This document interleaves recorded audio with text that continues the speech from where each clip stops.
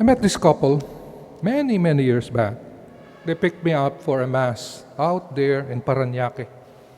So it was a long, though a Sunday, not so much of a traffic, but it was still a long travel in a way.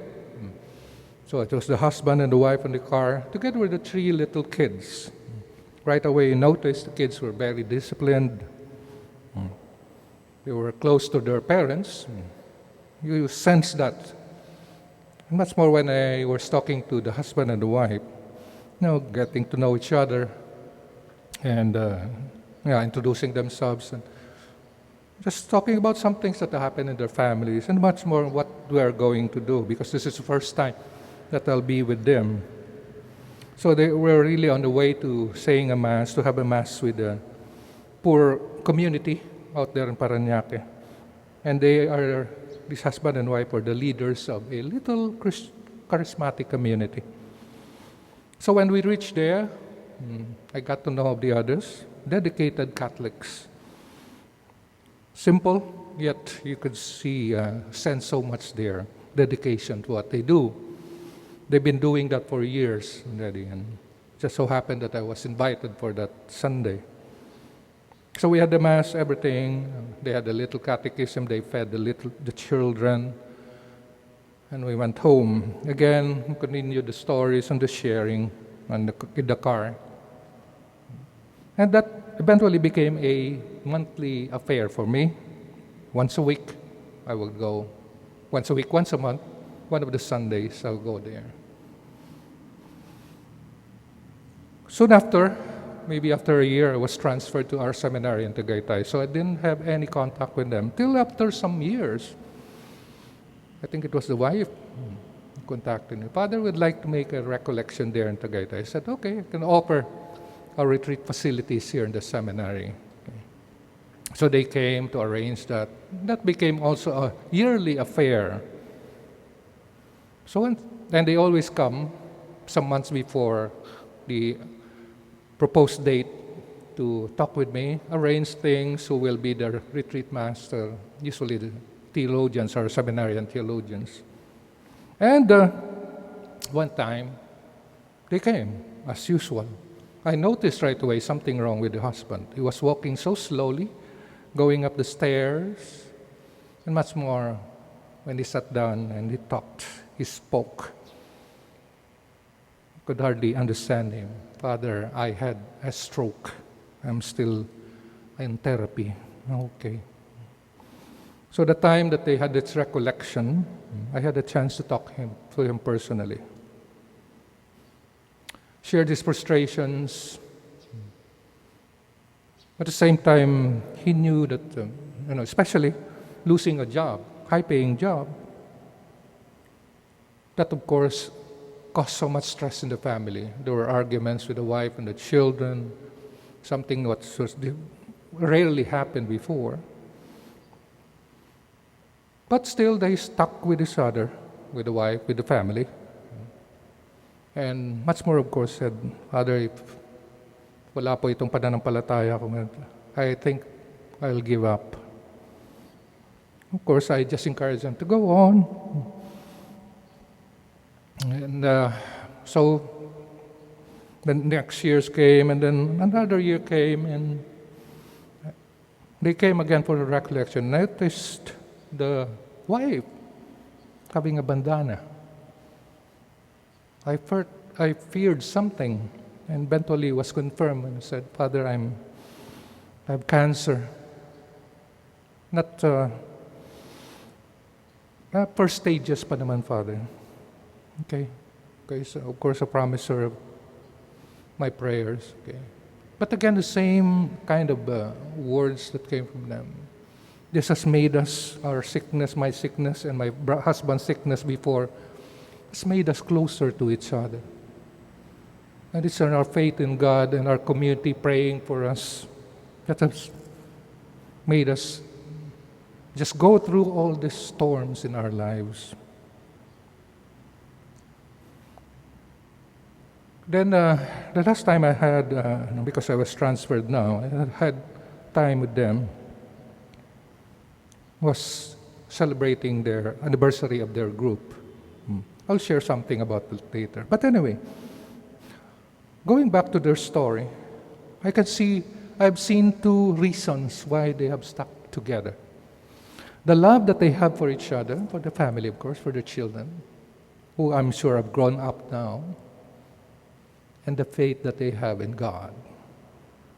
This became a refrain in these two wonderful people when they were sharing to be, especially as they were going through those difficult, very difficult times in their lives as husband and wife, as parents, as a married couple. Love they have for each other. Then I realized, the words that they say, and we as priests witnessing, through sickness and in health, for richer and for poorer. I said to myself, how apt and appropriate were these words for this couple.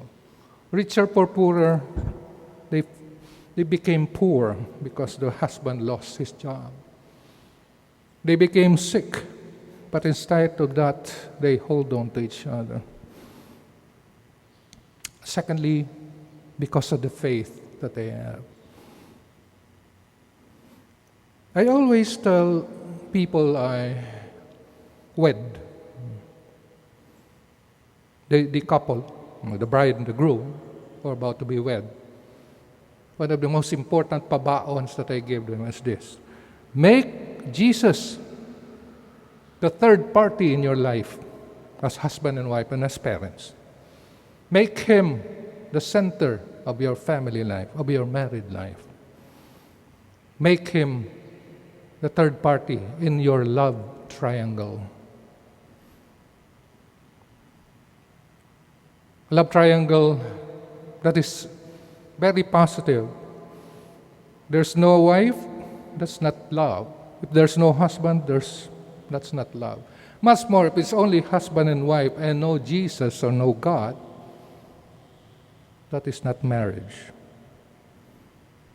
People who have lost God in their lives, in their family lives, whatsoever, we would expect that soon there'll be problems and difficulties. Wala pong pinanghahawakan eh. Nothing solid in a way that they can hold on to. That's why husband or wife could go into other idols, money, work, other people, immoral relationships, vices, etc., etc. Wala pong Diyos eh. Love for each other, faith in God. To you, my dear brothers and sisters who are married, maybe it's good to look into your own lives as husbands and wives, as parents. Are they still existent? Yung pagmamahal ninyo sa isa't isa at sa inyong mga anak. Pananampalataya sa Panginoon. Ito po, ang ika nga, glue. Magiging glue na siyang magpapatuloy ng inyong pagsasamahan ay magiging matibay kahit ano pa mang bagyong dumarating sa buhay. I was talking about the last time I saw them. This was years back, when they celebrated the silver anniversary of their group. I think it was a silver anniversary. So, program started with the Mass, of course, and then party na. As I was seated down alone, looking at them, these two people, going through the group, talking with others, and I was just saying to myself, these two people have been my inspiration. How they have lived through the difficulties of their lives. But still, nandiyan pa rin sila.